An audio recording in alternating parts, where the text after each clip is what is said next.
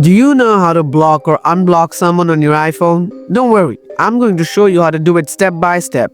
So let's get started. Method 1. Block, unblock numbers using Settings app. You open the Settings app.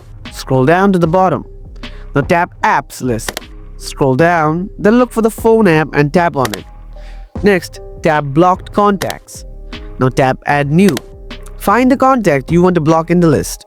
Then tap to block. To unblock, just swipe left the contact from the blocked list. Then tap Unblock to confirm. Method 2. Block/unblock numbers using the phone app. Open the phone app on your iPhone. Then tap the Contacts tab. After that, find the contact you want to block. Scroll down, then tap Block Caller. Or to unblock, just tap Unblock Caller.